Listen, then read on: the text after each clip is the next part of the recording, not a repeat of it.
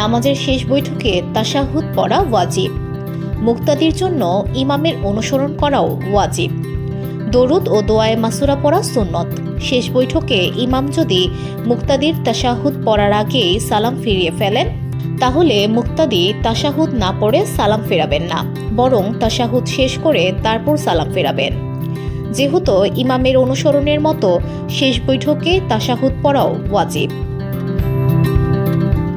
কিন্তু মুক্তাদি দরুদ ও দোয়ায়ে মাসুরা পড়ে শেষ করার আগে ইমাম সালাম ফেরালে মুক্তাদি দরুদ বা দোয়ায়ে মাসুরা শেষ করার জন্য অপেক্ষা করবেন না, বরং ইমামকে অনুসরণ করে সালাম ফেরাবেন।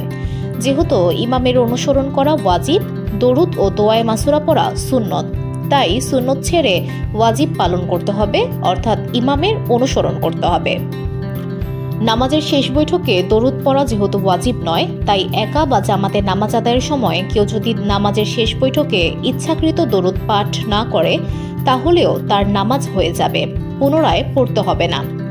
তবে মনে রাখতে হবে এটি একটি গুরুত্বপূর্ণ সুন্নত। ইচ্ছাকৃত ছেড়ে দেওয়া অত্যন্ত অপছন্দনীয় কাজ। নবীজি সাল্লাল্লাহু আলাইহিস সাল্লাম নামাজের শেষ বৈঠকে দরুদ পাঠ করতে বলতেন। কেউ নামাজে দরুদ পাঠ না করলে সংশোধনও করে দিতেন। ফাজালাহ ইবনে ওবাইদ রাদিয়াল্লাহু বলেন, এক নামাজরত ব্যক্তিকে নবীজি সাল্লাল্লাহু আলাইহি ওয়াসাল্লাম দরুদ না পড়েই দোয়া করতে শুনলেন। নবীজি সাল্লাল্লাহু আলাইহি সাল্লাম বললেন, এই ব্যক্তিটি তাড়াহুড়া করেছে।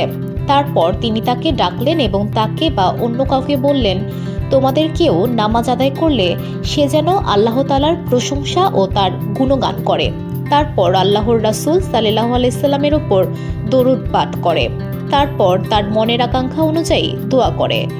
সুনানে তিরমিজি। নামাজে দরুদ কিভাবে পাঠ করতে হবে তাও আল্লাহর রাসূল সাল্লাল্লাহু আলাইহি সাল্লাম শিখিয়েছেন। আবু মাসুদ উকবা ইবনে আমের আনসারী রাদিয়াল্লাহু বলেন, একদিন এক ব্যক্তি এসে রাসূল সাল্লাল্লাহু আলাইহি সাল্লামের সামনে বসলেন। আমরা তার কাছে ছিলাম। তিনি বললেন, হে আল্লাহর রাসূল, আমরা নামাজে সালাত পাঠ করব কিভাবে? নবীজি কিছুক্ষণ নীরব থাকলেন, তারপর বললেন, তোমরা এভাবে সালাত পাঠ করো। উচ্চারণ: আল্লাহুম্মা সাল্লি আলা মুহাম্মাদি ওয়া আলা আলি মুহাম্মাদ কামা সাল্লাইতা আলা ইব্রাহিমা ওয়া আলা আলি ইব্রাহিম ইন্নাকা হামিদুম মাজিদ। আল্লাহুম্মা বারিক আলা মুহাম্মাদি ওয়া আলা আলি মুহাম্মাদ কামা বারিকতা আলা ইব্রাহিম ওয়া আলা আলি ইব্রাহিম ইন্নাকা হামিদুম মাজিদ। অর্থ: হে আল্লাহ, উম্মি নবী মুহাম্মাদের উপর এবং মুহাম্মাদের পরিবারের উপর রহমত বর্ষণ করুন, যেমন রহমত বর্ষণ করেছেন ইব্রাহিমের ওপর এবং ইব্রাহিমের পরিবারের উপর। উম্মি নবী মুহাম্মদ ও তার পরিবারকে বরকত দান করুন, যেমন ইব্রাহিম ও তার পরিবারকে বরকত দান করেছেন। নিশ্চয়ই আপনি প্রশংসিত, মহিমান্বিত।